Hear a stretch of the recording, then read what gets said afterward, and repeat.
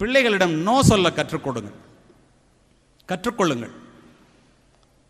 பிள்ளைகளுக்கு ஆசைக்கு வாழாமல் தேவைக்கு வாழ கற்றுக் கொடுங்கள். பிள்ளைகளுக்கு அதிகமாக சொத்து சேர்த்து வைத்து விட்டு போகின்ற பெற்றோர்களை விட பிள்ளைகளுக்கு சிக்கனமாக வாழ கற்றுக் கொடுத்து விட்டு போகின்ற பெற்றோர்கள் மேன்மையானவர்கள் என்பதை மனதிலே பதிய வைத்துக் கொள்ளும். வெற்றி பெறுவதில் மட்டும்தான் மகிழ்ச்சி என்று சொல்லாமல் மகிழ்ச்சியாக இருப்பதுதான் வெற்றி என்று சொல்லி வளருங்கள்.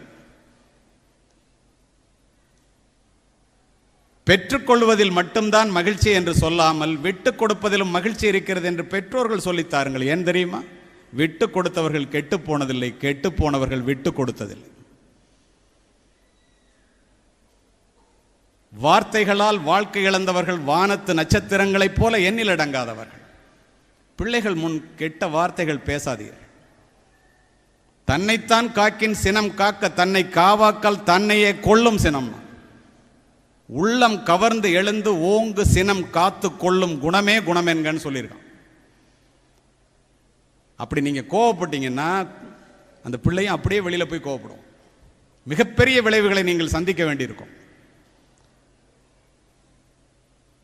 கோபம் என்பது உளவியல் ரீதியாக ஒரு இயலாமையின் வெளிப்பாடு. கோபத்திலே கொட்டுகின்ற மலையை சுட்டு விடுகிறேன் பார் என்று ஒருவன் வெளியில எடுத்து கொல்லிக்கட்டையை நீட்டினால் கொல்லிக்கட்டை அணையாது, மழை நிற்காது, கொல்லிக்கட்டை தான் அணையும். கவலைப்பட வேண்டாம் என்று பிள்ளைகளுக்கு சொல்லித்தாருங்கள்.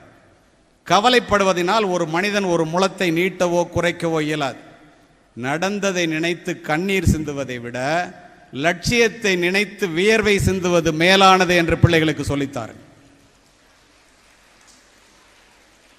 அவமானங்கள் இல்லாமல் வெகுமானங்கள் இல்லை என்று பிள்ளைகளுக்கு சொல்லித்தாருங்கள். நம்மை அவமதித்தவர்களை நாமும் அவமதிக்க நினைப்பது அகங்காரம்.